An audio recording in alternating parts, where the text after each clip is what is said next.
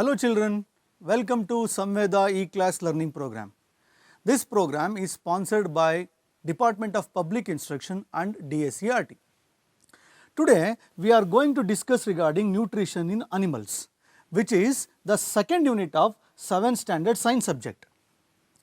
In this particular subject, we have already discussed regarding the nutrition in plants, and also we have discussed the first session of nutrition in animals, and this is the final session of it. So, what are the learning points of this particular session? Let us have a view of it. See, we are discussing regarding the process of digestion in man. What are the organs associated with it, and what are the glands associated with it? How the process of digestion takes place, and how it is useful to us. All these things we are going to discuss in the process of digestion in man. We are also discussing the process of digestion in grass eating animals. For example, you can see cow, horse, rabbit, all these things are grass eating animals. And how do they digest that food?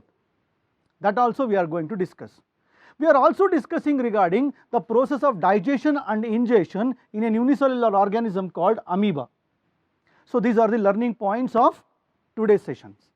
Recall what and all we have studied in the previous session. So, in the previous session, we have discussed regarding digestion. We know that the components of food such as carbohydrate, protein or fats, these are very complex in nature, these are complex substances, and these complex substances cannot be utilized as such by the body. So, they have to be broken down into simpler substances. The process of breaking down of complex food component into simpler substance is called as digestion. And you can see in this picture clearly that a complex substance is there which has undergone the process of digestion, and we are getting a very simpler substance. And for example, you can take it here, this is protein. Protein is a nutrient and a complex substance, undergoes the process of digestion and becomes amino acid. So, proteins becomes amino acid. What about the other nutrients? Let us recall that once again. Carbohydrates, these are all complex substances, and carbohydrate undergo the process of digestion and becomes glucose. As just now discussed, proteins becomes amino acid and fats becomes glycerol and fatty acids. So, these are the process of breaking down, and the complex substances become into simpler one. In the last class, we have discussed that we intake food. You can see in this particular picture, the boy is eating some food and he is eating through mouth and he is chewing it. So, food is taken into the body through the mouth, and the process of taking food into the body is called ingestion. Ingestion is the process through which an animal takes the food inside, and we also discussed that we chew the food with the help of the teeth, and we taste it through the tongue, and we cut down it mechanically in the mouth, and then we make it into small paste, and then we swallow it inside.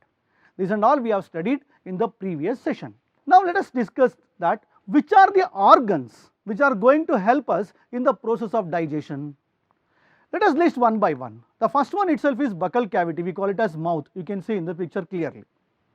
Then we have esophagus, then we have stomach, small intestine. Small intestine is a very important organ because the complete digestion takes place in small intestine. Then we have large intestine, then we have anus, through which the undigested food material is left out. The parts, that means these parts all together form alimentary canal. So, these are the parts of the alimentary canal. When the food is made to pass through these components, what happens? Gradually get digested, and as it passes through the several various compartments. And there are many glands associated with it, and also you can see that the inner walls of the stomach and the small intestine and various glands associated with this, like salivary gland, the liver and the pancreas, they secrete digestive juices which helps in the process of digestion. It helps in the breaking down of complex substances into simpler one. The digestive tract and the associated gland together constitute the digestive system. So, if somebody asks you what constitute digestive system, so the digestive tract and the associated glands constitute the digestive system. You can see all the organs and glands associated with present in this. The passage in which the food passing through is called alimentary canal as well. So, what is the process of digestion in mouth and buccal cavity? Let us see that once. A person is eating a food, and we know that the food is taken into the body through the mouth. We chew the food with the teeth and break it down mechanically into small pieces. This also we know it with the help of teeth. We use teeth for biting, cutting, and even piercing and tearing. We need teeth. And what we will do after that? Tongue helps us in mixing with saliva. Saliva is secreted by salivary glands. Saliva with the food. So the tongue mixes the saliva with the food, helps in swallowing the food inside. So what is the action of saliva? These salivary glands secrete saliva, and saliva, very importantly, breaks starch into sugar. Remember this, saliva breaks down starch into sugar. Action of saliva on food can be observed by conducting starch test. You know how to conduct starch test, you have already learnt it in 6th standard. So let us conduct starch test on it and to verify whether the food is broken down from starch to sugar. Let us see it once.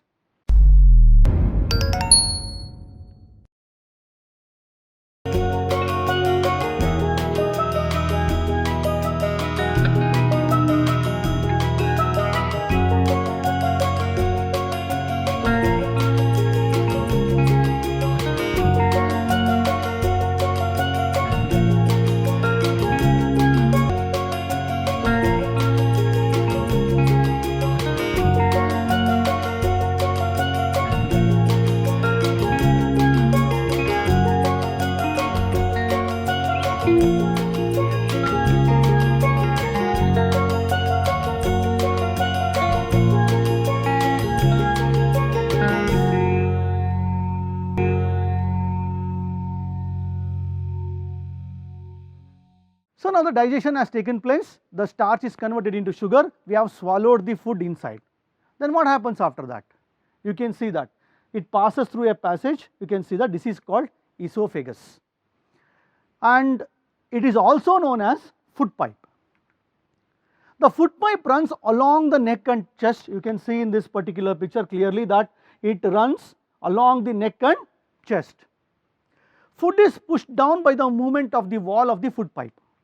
The food is pushed downwards by the movement of the wall of the esophagus. Actually, this movement takes place throughout the alimentary canal. Whatever this movement you are observing this diagram, this movement takes place throughout the alimentary canal and the food is pushed downwards. And this movement has got a special name, it is called peristaltic movement.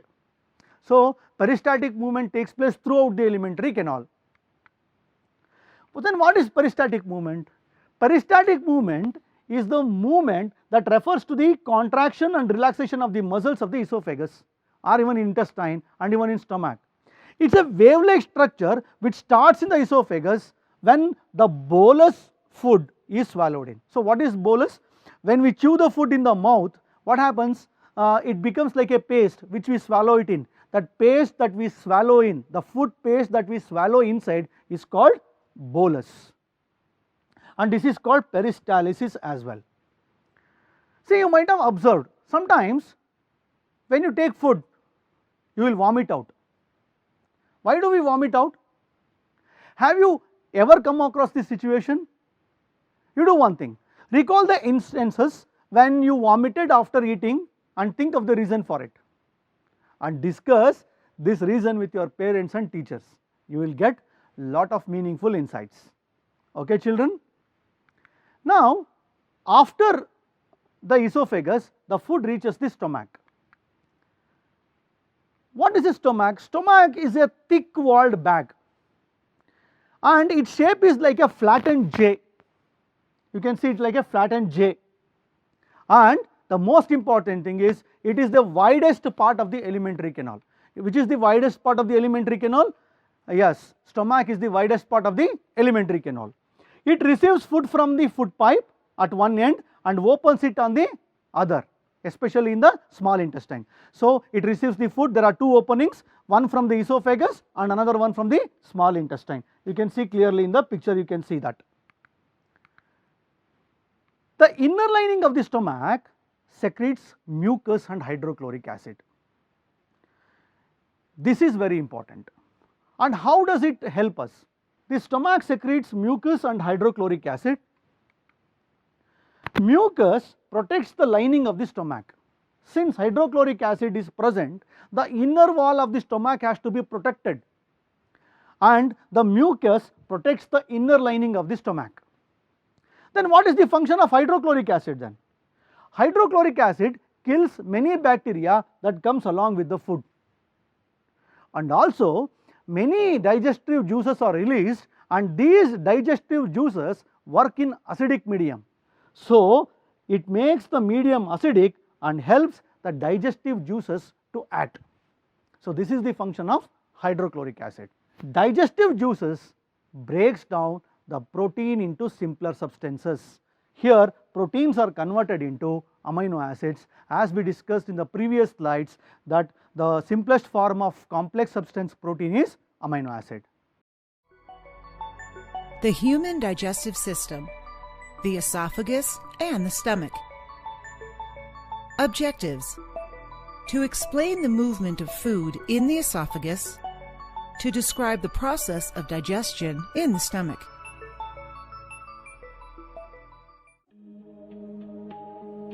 The process of digestion begins inside the mouth.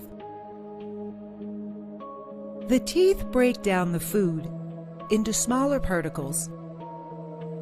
It then gets mixed with the saliva in the mouth to form a slurry mass called bolus. As the food is swallowed, the soft palate blocks the upper throat called the pharynx, which prevents the entry of food into the nasal cavity.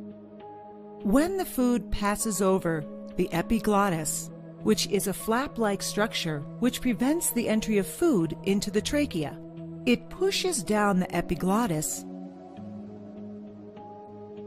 The food then enters the food pipe, or esophagus, which connects the pharynx to the stomach and is gently pushed down to the stomach by wave-like muscle contractions and relaxations known as peristalsis.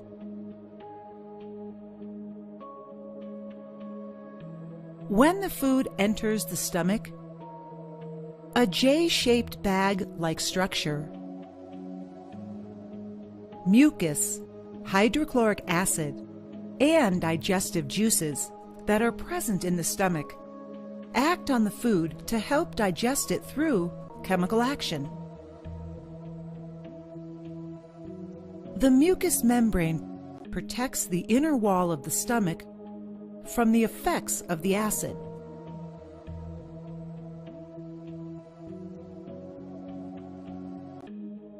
The hydrochloric acid kills the bacteria that enter along with the food and also helps in the digestion of proteins. The digestive juices start breaking down the proteins present in the food into simpler forms. Muscular contractions in the stomach churn this food mass to further break it down and mix it with secretions in the stomach to form a thick liquid. This thick liquid is called chyme. The chyme exits the stomach through peristaltic movements and enters the small intestine where most of the digestion occurs. To summarize, the muscles of the esophagus gently push the food down to the stomach by wave-like muscle contractions known as peristalsis. The stomach cells secrete mucus, hydrochloric acid, and digestive juices that help digest food through chemical action. Digestive juices break down proteins into simpler forms. Now what happens in small intestine? In the beginning itself I told you that small intestine is a very important organ in the process of digestion, because the complete digestion takes place in the small intestine. The word small intestine, sometimes it misguides you. Why? Because it is not small. It is 7.5 meter long. Would you believe it? It is 7.5 meter long and it is highly coiled organ. It receives the secretion from many glands, especially liver and pancreas. Liver is a gland and pancreas is also a gland. Liver secretes its juice to small intestine and also pancreas does the same thing. So what liver will do? See, the liver is the reddish brown gland situated in the upper part of the abdomen, and especially it is on the right side. So it is on the upper part of the abdomen on the right side. It secretes bile juice. You can see in the picture, bile juice is secreted, and that bile juice which is secreted is stored in a sac-like structure called gallbladder. In the diagram it is clearly seen that the bile juices are stored in the gallbladder. And the most important thing is that the liver is the largest gland of the body. You have to remember this. Widest part of the body is stomach, and this is the largest gland of the body. So bile, what it will do? Bile plays a very important role in the process of fats digestion. Fat digestion, bile plays a vital role. So the bile plays an important role in the process of digestion of fats. Then what pancreas will do? Pancreas is a large cream colored gland located just below the stomach. Pancreatic juice acts as, repeat, this pancreatic juice acts on carbohydrates, fats and proteins and changes them into simpler form. So the pancreatic juice secreted, it will be secreted to the small intestine and they act on carbohydrates, fats and proteins and changes them into simpler substances. So in small intestine the complete digestion takes place. What happens after this? The partly digested food now reaches the lower part of the small intestine, and the complete digestion of all the components of the food takes place here. You can see clearly that in this particular place carbohydrates broken down it into simpler sugar and then it becomes glucose, then fats turned it into fatty acids and glycerol, and proteins are converted into amino acids. So the complete digestion will take place in small intestine. What happens after that? So whatever the food, whatever it is digested, it has to be absorbed, and how it is prepared for it. See, the digested food can now pass into the blood vessels. The wall of the intestine has got number of blood vessels, and this process of absorption of these food materials is called absorption. The inner walls of the small intestine have thousands of finger-like outgrowth, and these are called as villi. And these villi increases the surface area of absorption. If the number of villi are more, what happens? It increases the surface area of the absorption of the digested food. And if you continue our discussion, we can see that the villi increases the surface area of absorption. So how it is going to help us? So what happens is that each villus means it is the singular form of villi. Villi is plural. It is like radii and radius. It is villus. Has network of thin and small blood vessels close to the surface, and you can see in the diagram clearly that the process of absorption has taken place. The surface of the villi absorbs the digested food material, and this process is known as absorption. Now the food is absorbed. What happens? It has to assimilate. How it assimilates? Let us see. The absorbed substances are transported via the blood vessels to the different organs of the body. Whatever the food we have taken, it has to be transported through the blood vessels to the different organs of the body. And what happens there? They are used to build complex substances. Again, our body needs that. So complex substances such as protein required for the body are prepared. Protein synthesis is a very complex process that you are going to study it in the later part of your studies. The process, whatever we have discussed till now, this is called assimilation. And what happens next? The food it is absorbed, it will, the glucose, the carbohydrate is stored in the cell and it breaks down with the help of oxygen. When we breathe in, oxygen will come, and this particular oxygen breaks down the glucose into carbon dioxide and water. Carbon dioxide is released out, water and energy is released. That energy is stored in the form of ATP. This also you are going to study in the next lesson, especially in respiration in animals. The food that remains undigested and unabsorbed enters into the large intestine for the last process of digestion. So, in large intestine what happens? The name indicates it is large, but it is comparatively small with respect to small intestine, and it is about 1.5 meter length. And what is the function of it? It absorbs water and some salts from the undigested food materials. The remaining waste passes through the rectum and remains as a semi-fluid called feces, and it will be stored there.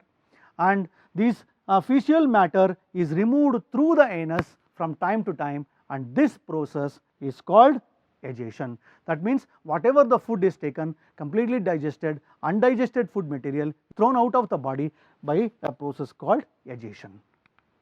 So, these are the organs and the glands associated with digestion. So, there are many processes takes place. First it will be ingestion. Ingestion means taking in food. Digestion, breaking the complex substances into simple one. Then it has to be absorbed, and then it has to be assimilated, and whatever it is left over, undigested and unabsorbed, it has to be digested through. So, this explains the complete process of digestion in man. How digestion takes place in grass eating animals? You can see this cow is a grass eating animal.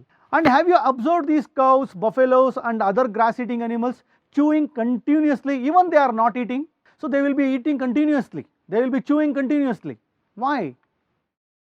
Why? Because when they eat grass, they quickly swallow the grass and store it in a part of the stomach is called rumen. In that they store that grass. In rumen what happens? Food is partially digested and it is called as cud.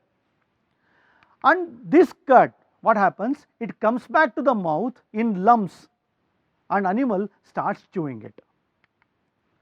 This process is called rumination, and the animals are called ruminants. Example for that is cow. And there are many other animals. The grass is very much rich in cellulose. It is a carbohydrate. To break down that, the bacteria present in rumen helps in the process of digestion of cellulose. But we human or many other animals doesn't have the bacteria which can break down cellulose. That is why it is very difficult for us to digest that. Grass consumed by an animal is crushed into pulp in the mouth. It is also moistened by saliva and moved to the rumen by peristalsis of the esophagus. In the rumen, crushed food is mixed with symbiotic microorganisms that break down cellulose and other organic compounds into simple sugars. These in turn are transformed into organic acids such as acetic acid and butyric acid, and gases such as carbon dioxide and methane. Gases escape through the esophagus and the mouth, belching, while organic acids are absorbed into the blood and used by the cells of the organism as energy and structural materials. The rumen bacteria also bind inorganic nitrogen and incorporate it into their own proteins. These bacteria also synthesize B-complex vitamins. Apart from bacteria, the rumen is also inhabited by ciliates. Some of them break down cellulose, while others feed on the rumen bacteria. The cud fermented by microorganisms is moved to the second chamber, the reticulum, where it is further grinded and formed into balls. These are regurgitated by antiperistalsis into the mouth to be chewed again. Thoroughly chewed and swallowed again, the digester is passed by peristalsis to the third chamber, the omasum, where water is absorbed and the digester condensed. From the omasum, the condensed digester passes to the abomasum, the final chamber of the stomach. The abomasum, which is the proper stomach, secretes enzymes to initiate the digestion of proteins released from plant cells, and also proteins of bacteria and ciliates found in the rumen. From the abomasum, the food pulp passes to the duodenum and then to the small intestine, in which the digestion is completed and its products absorbed. Indigested food enters the large intestine, where water is absorbed and feces formed. These are later eliminated from the body through the rectum. There are many animals like horse, rabbit, etc. They have got a large sac-like structure called cecum between the esophagus and small intestine. They helps in the process of digesting the cellulose. The cellulose of the food is digested here by the bacteria action, which helps in them to digest it. But these things are not present in human beings. Now finally, till now we have discussed about the animals which consumes food through mouth. Here is an example amoeba, which is a unicellular organism. Amoeba is very microscopic in nature, single celled organism, normally found in pond water. You can see in the diagram. Amoeba has cell membrane and nucleus and a small bubble like vacuole. This is what it has. It pushes out one or more finger like projections called pseudopodia. You can see in the picture, it pushes out the pseudopodia, which is also known as false feet for the movement and capture of food. The food becomes trapped in a food vacuole, digestive juices are secreted on it and the remaining is thrown out of it, and then what happens, these digestive juices breaks down it into simpler substances. In this way the digestion takes place in amoeba. We have got a small video clip to show you the digestion in amoeba. You can see it once.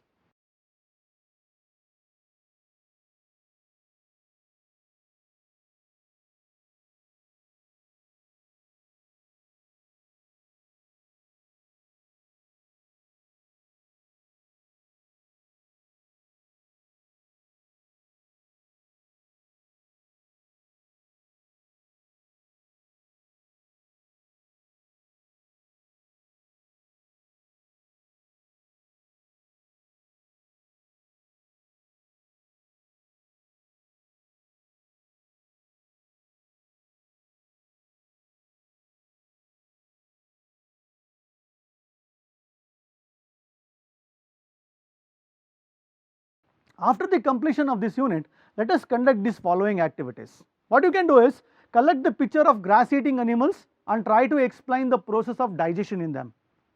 And also you can make a role play of different organs of digestive system and different glands of digestive system, and you can present in your classroom and you can act like them as well.